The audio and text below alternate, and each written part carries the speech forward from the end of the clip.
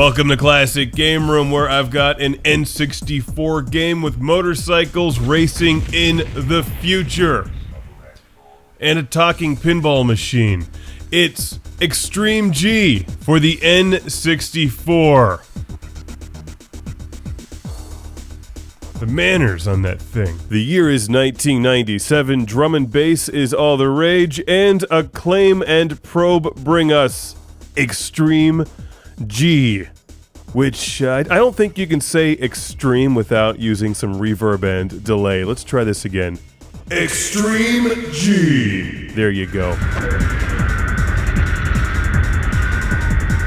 I've heard about this series for years and never played it until fans sent the show copies of Extreme G 1 and 2, which I'm reviewing back to back. It's a tough game to dive into and master right away because you have to memorize the tracks to become any good at Extreme G. It moves way too fast to actually control if you don't know what turn is coming up next. And that's part of the game's charm. It's like the designers tried to out-extreme Wipeout and F-Zero every chance they could. Extreme!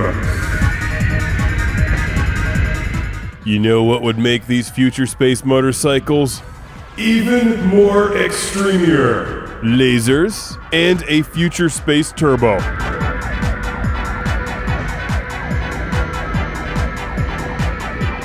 Even by today's standards, Extreme G is pretty damn cool.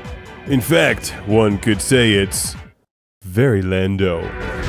It's not a great-looking game, the visuals are dark and murky, and at times it's an unplayable mess, but it runs smoothly, the music is perfectly fitting for the game, there's little to no loading times, and it's cool. Extreme G is an excellent post-apocalyptic futuristic death racing game, which should be its own genre.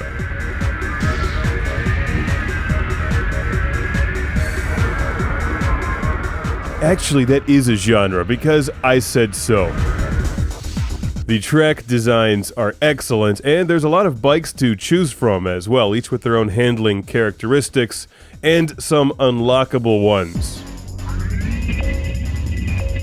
While the best bikes in the game pretty much drive themselves, the fact is Extreme G is extremely challenging. You have to memorize every turn in the game and blow up your competition while you're at it. Don't forget to pick up the power-ups because your enemies won't, and they're not afraid to use them. That's right, your opponents in Extreme G can spot a Sega fan a mile away.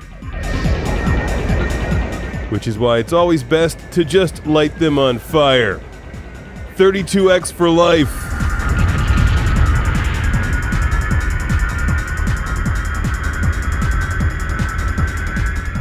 Once you get into the hyper-fast extreme speed of Extreme G and memorize the tracks and get the flow of the game, it's a lot of fun.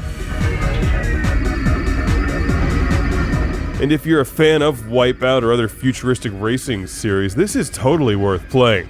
It's really affordable and very easy to find these days. This copy of the game was sent to the show by our friend, whose name I will probably mispronounce, Jorg, from Edgewater, Florida. Joerg. Thank you very much, because this game kicks ass. Extreme ass.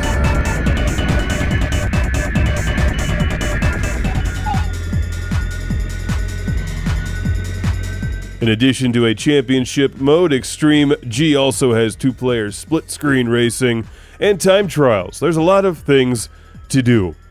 It's a shame that Acclaim went under, although hardly surprising, because we could all use some more Extreme G. Hopefully, the series returns extremely soon.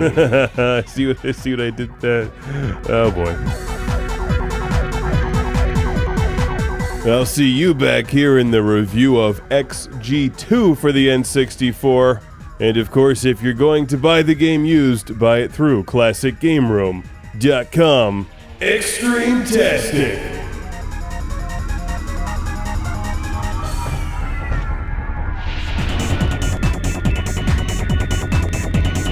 Welcome to Classic Game Room, broadcasting from space. It's not real racing unless you can shoot other motorcycles with laser beams. Common sense, really. It's Extreme G. That sucked. That was the worst take ever.